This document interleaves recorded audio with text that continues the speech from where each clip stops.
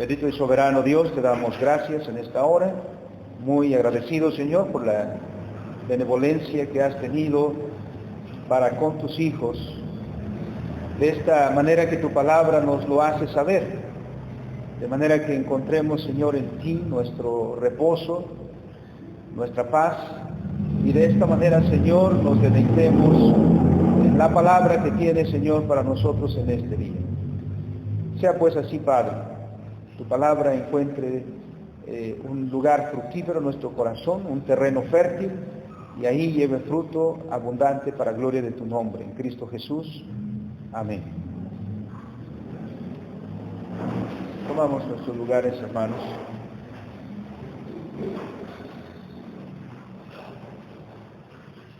Hemos estado estudiando varios pasajes de la Escritura que nos llevan a en este tiempo de reflexión y de meditación acerca de la obra de nuestro Señor Jesucristo en esta época que llamamos la Cuaresma, siendo este domingo el último domingo de este periodo preparatorio y con miras a celebrar, a recordar la Pascua de nuestro Señor Jesucristo. Nos hemos centrado en el significado de la cruz. Y decíamos que, o lo hemos recalcado a lo largo de estos domingos, que la cruz, que no era un símbolo cristiano, sino que más bien era un método de castigo para los criminales más terribles. La cruz, sin embargo, a través de la muerte de nuestro Señor Jesucristo, ha llegado a ser el símbolo de nuestra fe, el símbolo del cristianismo, ¿no? Donde quiera, donde encontramos una cruz, este símbolo, inmediatamente nos identifica, nos remonta a nuestra memoria a la fe cristiana. Tan es así, por ejemplo, que en los países árabes la Cruz Roja no tiene el símbolo de la cruz. ¿Han notado eso?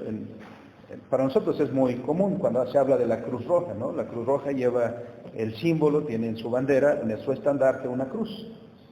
Sin embargo, esta misma organización en los países árabes, en los países musulmanes, no lleva una cruz. Es la misma organización, se dedica a los mismos menesteres de ayuda, pero ¿han notado qué símbolo tiene su estandarte? ¿O no se han dado cuenta de eso? ¿No? En lugar de eso tiene una media luna, que es lo que identifica a los países árabes. Ahora, ¿por qué no quisieron que llevara la cruz? Pues evidentemente porque la cruz es un símbolo cristiano, ¿no? Inmediatamente identifica al cristianismo. Y cuando reflexionamos sobre la cruz y sobre lo que aconteció ahí, que era un método de castigo, y ciertamente así fue. En esa cruz se castigó todos los pecados del mundo. En esa cruz,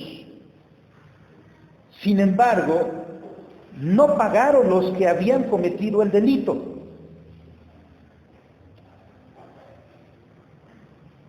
En esa cruz murió alguien que era inocente, dijimos el domingo pasado. Y murió un inocente en representación de los culpables, de los injustos, para que los injustos fueran reconciliados con Dios. Y ese es el tema, hermanos, de esta ocasión, cerrando esta época de los domingos de Cuaresma. El tema, como está en sus boletines, es precisamente la reconciliación con Dios o reconciliados con Dios. Todos sabemos el significado del término reconciliar, porque todos nos hemos reconciliado alguna vez, o más bien varias veces, ¿no? Porque también varias veces nos hemos enemistado con alguien, varias veces nos hemos peleado con alguien, con el esposo, la esposa, con los hijos, con los padres, entre hermanos, entre amigos, entre vecinos. Así que todos hemos sabido lo que significa estar peleados, lo que significa estar enemistados. Todos hemos vivido esa experiencia.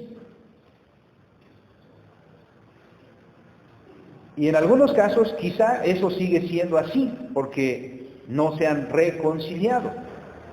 Siguen enojados, siguen peleados, siguen, en el peor de los casos, odiándose. Si es que no ha habido reconciliación. Pero en muchos casos, quizá hemos reflexionado que aquello por lo cual discutimos, que aquello por lo cual nos enemistamos, quizá era una minucia, quizá era algo que no tenía importancia, o que sí, quizá fue un momento de arrebato, quizá fue un momento de que alguien explotó y comprendemos la situación y decimos, pues, no vale la pena seguir enemistados, ¿no? Y buscamos la reconciliación, es decir, buscamos volver a estar del mismo ánimo.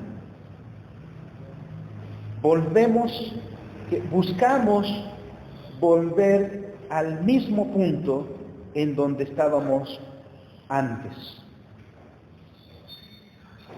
Y eso también lo digo porque esto nos lleva al punto que queremos ir hoy de nuestra relación con Dios.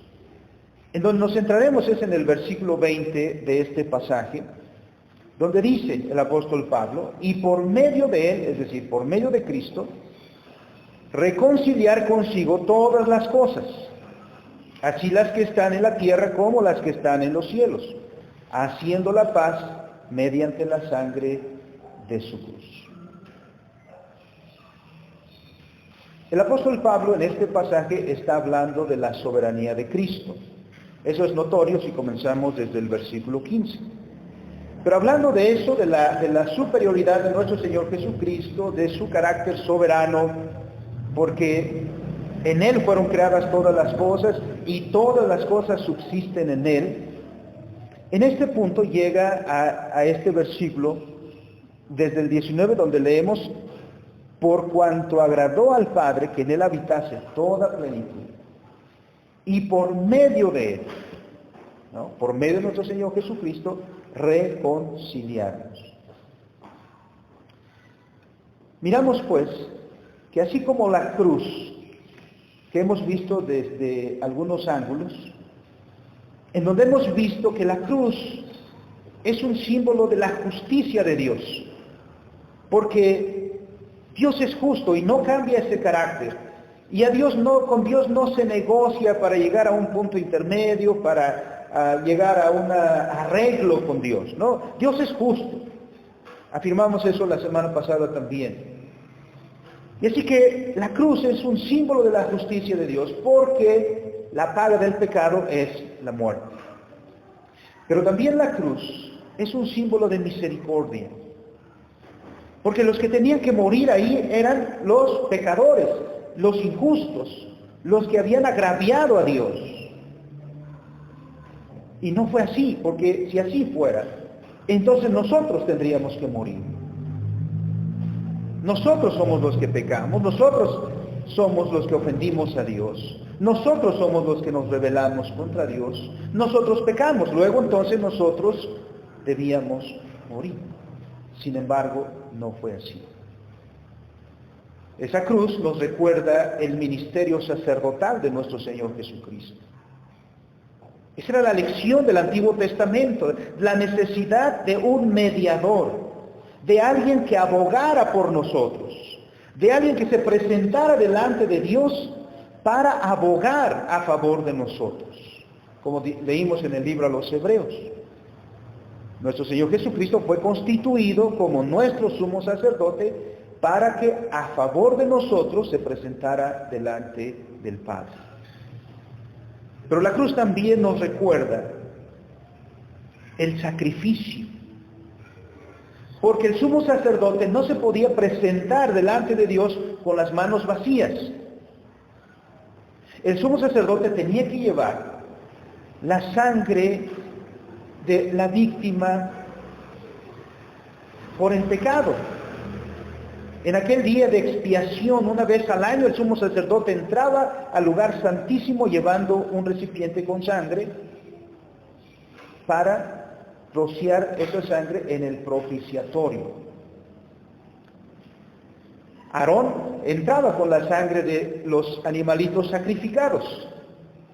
Nuestro Señor Jesucristo entró al lugar santísimo, a la presencia del Padre, para abogar a nuestro favor, pero a la misma vez Él fue la víctima. Y eso nos recuerda la cruz, que el Cordero de Dios que quita los pecados del mundo fue crucificado por nosotros. El resultado de eso, de todo esto, es nuestra reconciliación. Por eso también la cruz la podemos ver como símbolo de nuestra reconciliación con Dios. Muchas personas les gusta en estos artículos de joyería, por ejemplo, traer una cruz. Pero ¿quién muestra algo así cuando ese símbolo fuera de tortura? Normalmente no nos ponemos símbolos negativos, ¿no? O símbolos que tengan un significado negativo, sino usamos símbolos que tengan un sentido positivo. Y entonces cuando vemos la cruz, o algunas Biblias, no han visto, no son muchas, pero algunas Biblias tienen una cruz en la portada. No es para decir, este es un símbolo de tortura, de castigo. No, sino recuerda esto, que la cruz es un símbolo de nuestra reconciliación con Dios.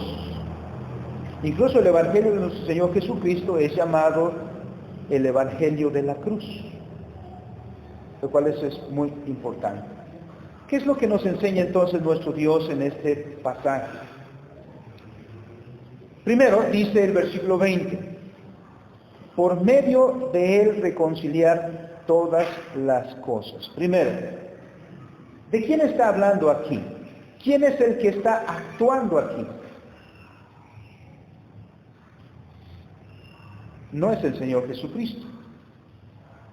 ¿Por qué dice por medio de Él? Así que no habla del Señor Jesucristo aquí, sino lo que dice el versículo 19 está hablando del Padre, de Dios el Padre. Él es el que realiza la acción. Y dice el texto acerca del Padre que Él es el que está reconciliando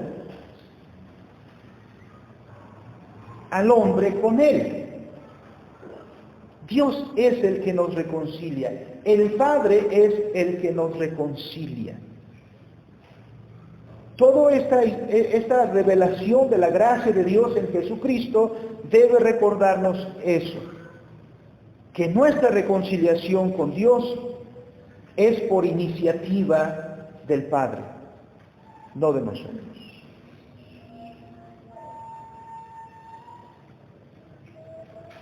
A la gente le gusta pensar que Dios ama a todos por igual. A la gente le gusta pensar que todos somos hijos de Dios. Y que Dios nos quiere a todos y que Dios no es posible, un Dios así, un Dios amoroso, no es posible que nos castigue. Dios es amor. Bueno, si eso fuera así, Dios no sería justo. Porque podríamos hacer cualquier cosa y no tener consecuencias de nuestros actos. Pero Dios es firme en eso, que en su palabra dice, haz esto y vivirás. O quebranta mis mandamientos y morirás. Dios es justo. Muchas de esas personas que dicen que Dios ama a todos por igual y todos los seres humanos somos hijos de Dios, algún día se darán cuenta de lo terrible de ese pensamiento. Si así fuera, ¿para qué buscar una manera de reconciliarnos? Una manera de corregir, una manera de volver a las cosas a su estado original. Si así está bien. No, la Escritura es muy enfática en eso. Primero entonces, Dios, el Padre, como dice el versículo 19, agradó al Padre. Es Él el que está realizando la acción, es de Él el que está hablando el texto, y es Él quien por medio de Jesucristo está haciendo eso. Entonces, primero, Dios es el que nos reconcilia consigo mismo. Él tomó la iniciativa de salvarnos. Si no fuera así, no habría ninguna esperanza para nosotros de salvación. Si no fuera por Dios, nuestra suerte estaría ya echada desde mucho antes, la muerte. Fue Él, dicen las Escrituras, que precisamente porque Él buscó reconciliarnos consigo mismo, que buscó o nos buscó enviando a su Hijo. Cuando dos personas se pelean, ¿quién debe tomar la iniciativa de arreglar las cosas? ¿El ofendido o el ofensor?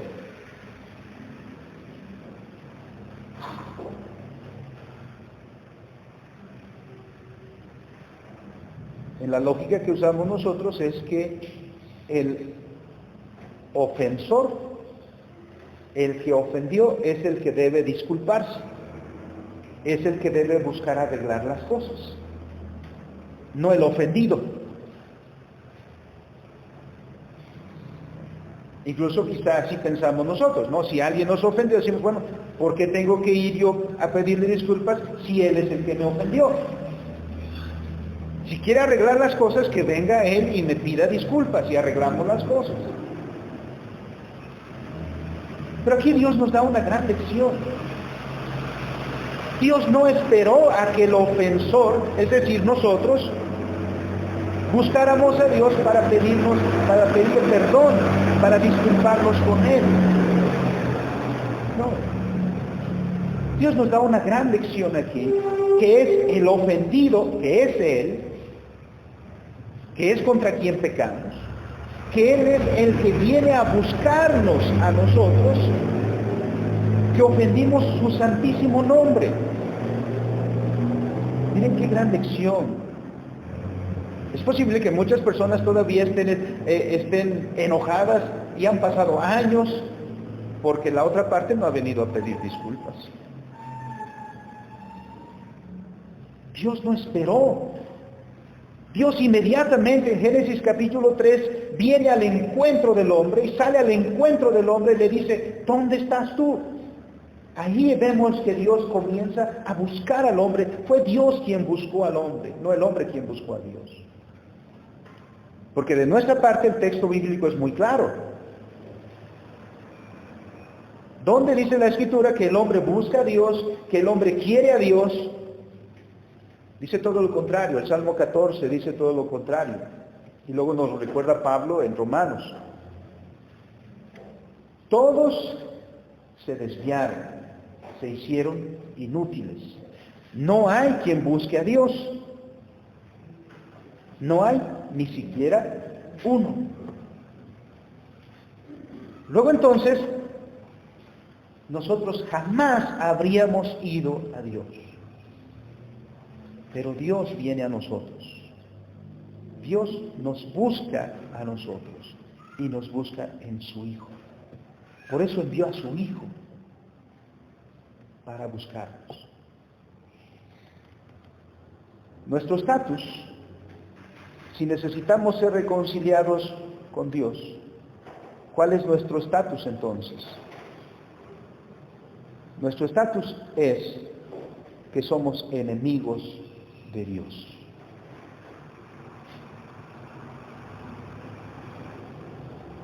Eso es lo que somos, enemigos de Dios. Esa es una palabra muy fuerte. Enemigos. ¿Tiene usted enemigos? ¿Ha tenido usted enemigos? ¿Qué es ser un enemigo? Es estar en contra de, no a favor de. Porque los que están a favor de se llaman amigos. Los que están con uno, los que están de acuerdo con uno, los que lo apoyan a uno, son amigos. Pero los que están en contra de uno, los que lo acusan a uno, los que actúan en contra de uno, son enemigos. Así que el hombre caído es enemigo de Dios y todas sus obras hablan de esa enemistad contra Dios. De manera que el hombre no vive una vida pasiva. No, pensar que el hombre vive una vida sin consecuencias, sin que sus actos no tienen ninguna significación de enemistad contra Dios es un error. El hombre es enemigo de Dios. Y dice Isaías, aún sus mejores obras, fíjense bien, son como trapos de inmundicia. Nada hay bueno en el hombre. Si para el que está reconciliado con Dios, dice el apóstol Pablo, si comes, si bebes y todo lo que hagas, hazlo para la gloria de Dios, el hombre caído, si come, si bebe y todo lo que hace, expresa su enemistad contra Dios. Y miren, el mundo lo está viendo hoy. El mundo, la sociedad se está expresando como enemiga de Dios. Porque Dios dice que no debemos quitar la vida. ¿Y esta sociedad qué está diciendo? Están levantando las manos ¿para qué? Para que se apruebe el aborto, ¿no? Y todos los que levantan la mano para que se apruebe, se legalice el aborto, ¿contra quién están? Contra Dios. Están mostrando su enemistad contra Dios. Y cuando Dios dice que el matrimonio es entre un hombre y una mujer, y todos los que dicen no, y todos los que dicen es entre un hombre y un hombre, y entre una mujer y una mujer, y entre, ya hay varias definiciones ahí, y levantan la mano para eso, ¿qué están mostrando? Su enemistad contra Dios.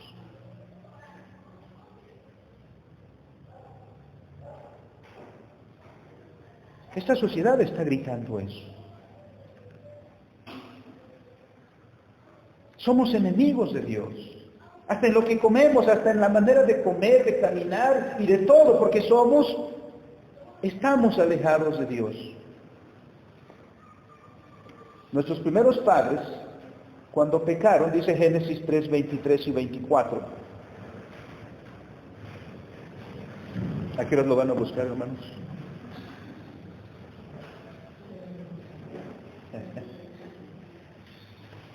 Sí, la Biblia no es solo para calentarla un ratito ahí, sino como dijeron los hermanos de Berea, para que busquemos ahí a ver si es verdad que está ahí. ¿Qué hizo Dios con nuestros primeros padres?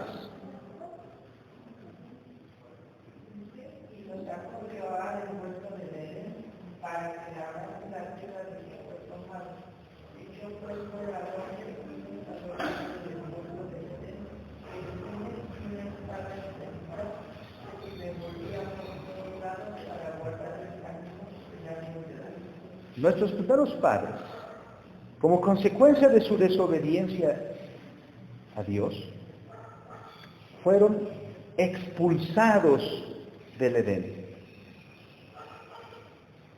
El Edén es el lugar donde el hombre tenía esa perfecta comunión con Dios. Había esa perfecta relación con Dios. El hablar cara a cara con Dios sucedió en el Edén. Pero el hombre que ha pecado, el hombre que se ha rebelado contra Dios, ya no es digno de estar ahí, ya no es digno de estar en la presencia de Dios, ya no es digno de disfrutar de esa comunión con Dios, sino con justicia el Señor le dice, fuera. Es expulsado del Edén, es sacado de la comunión con Dios. Y hermanos, no hay nada más miserable, no hay nada más terrible que estar alienados de Dios, que estar alejados de Dios, que estar lejos de nuestro Dios. Vamos a leer dos pasajes más. Uno se encuentra en Romanos capítulo 5, versículo 10.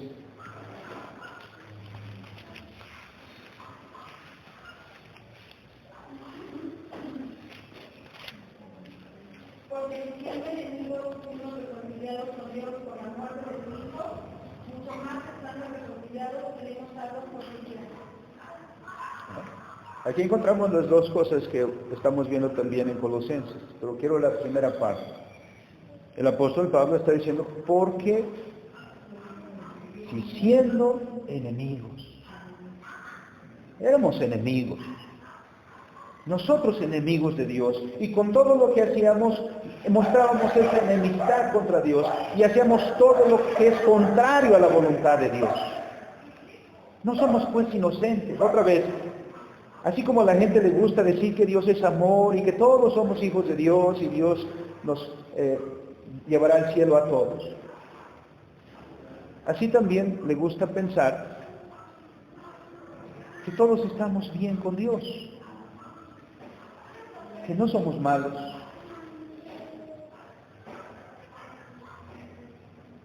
¿No? Muere un malhechor, un asesino, un violador y esto. ¿Y qué dice la familia? Ya está descansando con Dios.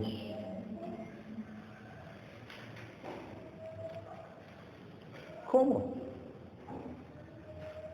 Era enemigo de Dios.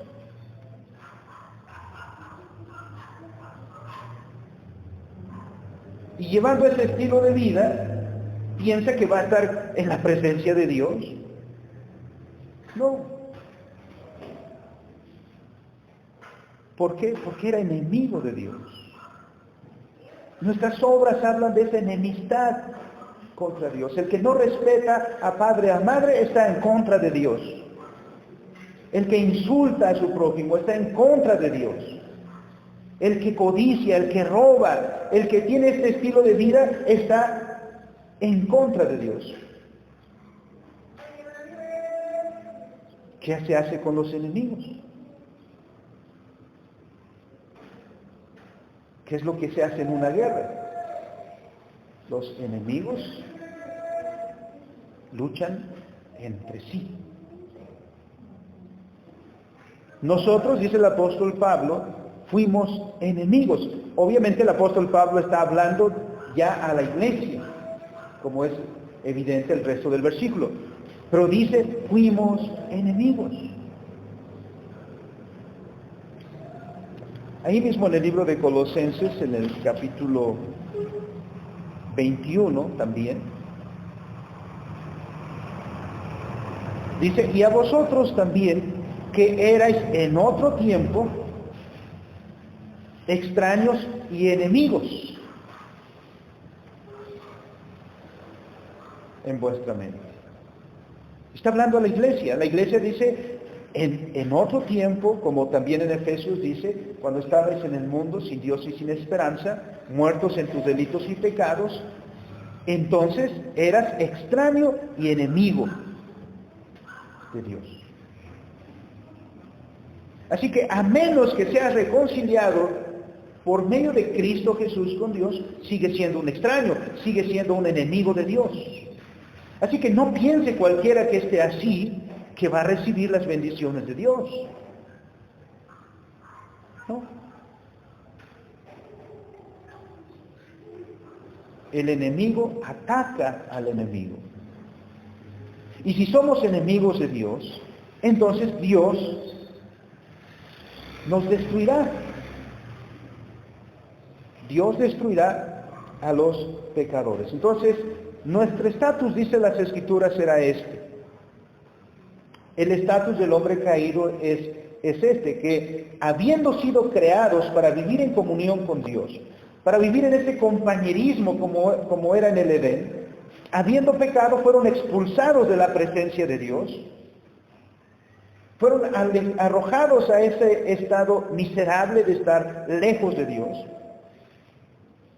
como enemigos, como extraños. Este era el estado en el que vivimos cuando vivimos sin Dios y sin esperanza en el mundo. Es en ese contexto donde la acción de Dios se revela en Cristo Jesús. Entra entonces el Señor al rescate, entra entonces Dios a salvar a la humanidad. Dice el texto, y por medio de Él, es decir, del Señor Jesucristo, reconciliar consigo, reconciliar con el Padre, reconciliar con Dios todas las cosas. La vía de reconciliación, el canal de reconciliación, el puente de reconciliación entre Dios y nosotros es el Señor Jesucristo. Nada más. Por eso no hay otro medio, no hay otro camino. El Señor Jesucristo dijo en el Evangelio de San Juan precisamente, yo soy el camino, la verdad y la vida, y nadie, enfatizamos eso, y nadie viene al Padre si no es por mí. 1 Timoteo capítulo 2 y versículo 5. Porque hay un solo Dios y un solo mediador entre Dios y los hombres, Jesucristo. Gracias. Una vez más. Porque hay un solo Dios y un solo mediador entre Dios y los hombres, Jesucristo hombre. Entre Dios y nosotros. Hay un solo Dios. Nosotros, los pecadores. Y entre Dios y nosotros, solo hay un camino. No hay dos. Por eso no se llega a Dios por María, ni se llega a Dios por San Juditas, ni se llega a Dios por todos estos caminos que el hombre ha inventado.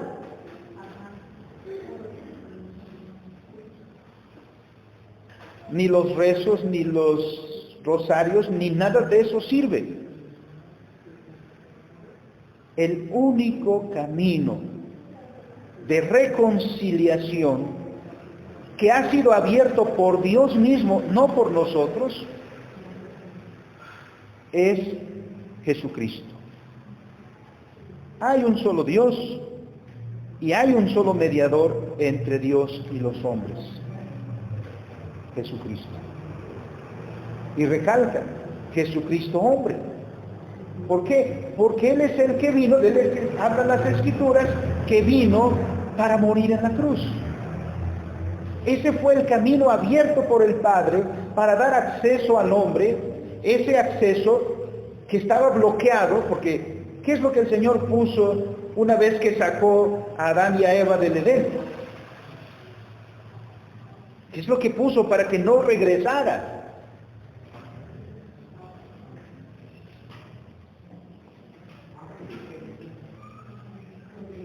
¿No? Es decir, el Señor mismo guardó el camino de acceso al Edén. ¿Y quién es el único que lo puede abrir? Dios. Es el único que puede abrir el acceso al hombre que ha sido expulsado, que ha sido declarado enemigo, que ha sido declarado extraño, que está lejos de Dios. Aquellos, por eso el Señor dice que cuando estemos en su presencia, cuando todos comparezcamos ante nuestro juez, que es Jesucristo, entonces a los que aparta a su izquierda les va a decir, nunca os conocí. Son extraños. Le está diciendo, son extraños. Son enemigos. El único que puede abrir el camino de regreso es Dios. Y lo abrió. Por eso el puente de comunión entre el hombre y Dios no se construye del hombre hacia Dios, sino se construye de Dios hacia el hombre. Eso es lo que enseñan las Escrituras. Por eso todos aquellos que enseñan de alguna manera que el hombre puede ganarse la salvación, o que el hombre puede hacer algo para lograr su salvación, o que puede hacer algo para llegar a Dios, están completamente equivocados. El único que abre el camino y busca al hombre y lo llama para que transite por ese camino es Dios. De otra manera, es imposible. Es Dios el que busca entonces reconciliar consigo todas las cosas. Y aquí hay algo también muy importante. Esa reconciliación que Dios hace en Cristo es una reconciliación cósmica. ¿Qué queremos decir con eso? Que abarca todo el orden creado. Para entender la redención que Dios obra en Cristo Jesús, tenemos que tener presente la creación, el orden de la creación. Y solo para tener la referencia, porque el tema también es muy interesante, en la creación miramos primero Dios creando todas las cosas,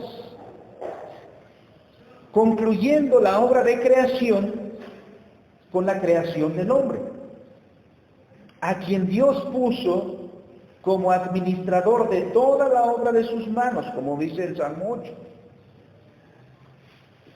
Pero habiendo pecado el hombre, el alejamiento del hombre de Dios, la enemistad del hombre para con Dios, trajo consecuencias a toda la creación. La maldición pronunciada en Génesis 3, versículo 17, dice el Señor, hablando con el hombre, hablando con Adán, le dice, maldita será la tierra por tu causa. Maldita será la tierra por tu causa. Por eso también dice el Romanos 8 que la creación gime. Entonces el Señor Jesucristo no vino y murió en la cruz para salvar nuestras almitas y que cuando nosotros muramos y eso que se desprenda de nuestro cuerpo vaya al cielo y esté por la eternidad en algún lugar por allá.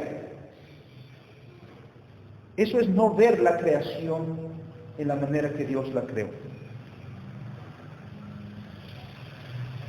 Si Dios, ahora vemos a la inversa, hemos dicho primero Dios crea todas las cosas, crea al hombre, lo pone como mayordomo de la creación y luego el hombre peca y trae maldición a sí mismo, pero también a la creación. Entonces ahora miremos en reversa eso. Si Dios reconcilia consigo al hombre y todo está sujeto al hombre, Entonces, aquí todas las cosas son reconciliadas con Dios. En el segundo Adán, que dice Romanos capítulo 5, es nuestro Señor Jesucristo. Por eso, este pasaje también nos dice que todas las cosas, eso es muy claro en el versículo 16, dice, porque en Él fueron creadas todas las cosas, las que hay en los cielos, las que hay en la tierra, visibles e invisibles, sean tronos, sean dominios, sean principados, sean potestades, todo fue creado por medio de Él y para Él. Es decir, toda la realidad encuentra su unidad en Cristo Jesús. Toda la realidad. Todo el mundo ha sido reconciliado con Cristo. Todo el mundo ha sido reconciliado con el Padre a través del Señor Jesucristo. ¿Y eso a dónde nos lleva? A 2 Corintios capítulo 5. Si nosotros hemos sido reconciliados con Dios, ¿qué ministerio nos ha dado el Señor a nosotros? Dice el apóstol Pablo, nos ha dado el ministerio de la reconciliación. Y si nos ha dado el ministerio de la reconciliación, entonces, ¿qué tenemos que hacer?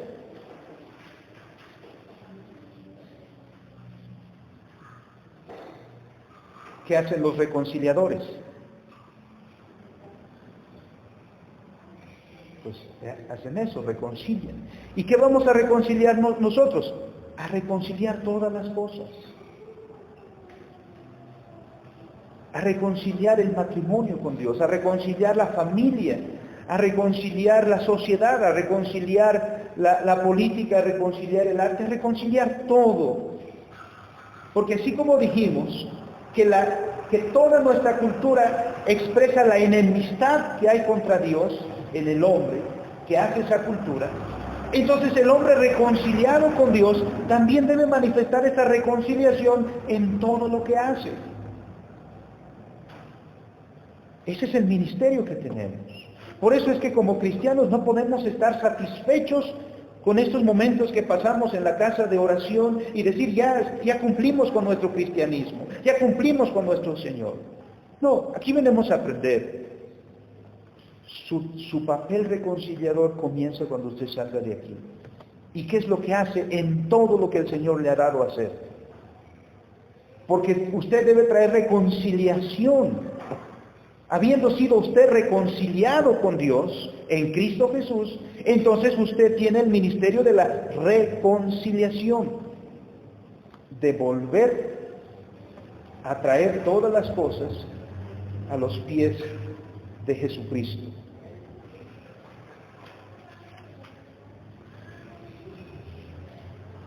Así entonces, dice el apóstol, por medio de Él reconciliar consigo todas las cosas, así las que están en la tierra como las que están en los cielos. Donde hay o donde había enemistad, donde había pleito, ahora hay paz. Dice, haciendo la paz mediante la sangre de su cruz. Miren cómo lo dice, ¿no? Mediante la sangre de su cruz. Está señalando al sacrificio, del cual ya hemos hablado, al Cordero de Dios que fue, según Isaías 53, inmolado por nosotros. Nuestro Señor Jesucristo fue quien cargó con todas nuestras enfermedades, con todos nuestros delitos, con todos nuestros pecados, y en Él encontramos nuestra salud. Ahora hemos sido pacificados. La paz entre nosotros y Dios ha sido logrado mediante la sangre de la cruz. Juan Calvino expresa este comentario referente precisamente a este pasaje. Dice, haciendo la paz con la sangre de su cruz. Habla del Padre, de que la sangre de Cristo le ha hecho propicio a sus criaturas, ¿no? Es decir, ha sido satisfecha la justicia de Dios. El sacrificio ha sido aceptado en pago por nuestros pecados. Por eso cuando hablamos de esta expiación, hablamos de acallar la ira de Dios. ¿Y quién es el que acalló la ira de Dios que estaba contra nosotros? Nuestro Señor Jesucristo. Dice, ahora lo llaman la sangre de la cruz, ya que fue la prenda, la sangre fue la prenda, y el precio de la reparación de nuestra paz con Dios, porque fue derramada sobre la cruz. Porque era necesario que el Hijo de Dios fuera víctima expiatoria y soportara el castigo del pecado para que nosotros seamos justicia de Dios en él. La sangre de la cruz, por lo tanto, significa la sangre del sacrificio que fue ofrecido sobre la cruz para aplacar la ira de Dios.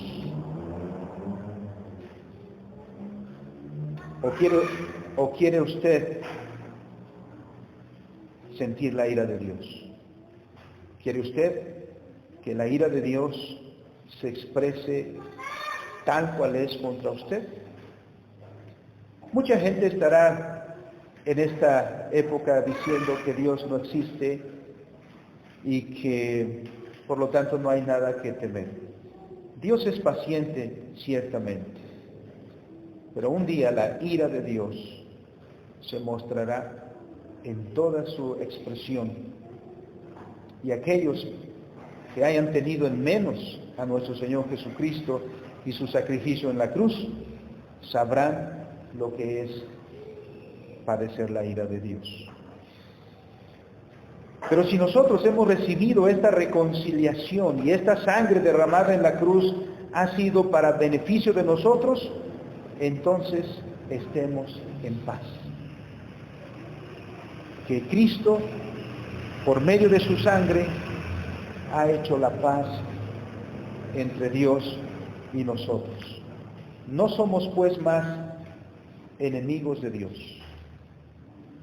Hemos sido reconciliados por medio de nuestro Señor Jesucristo.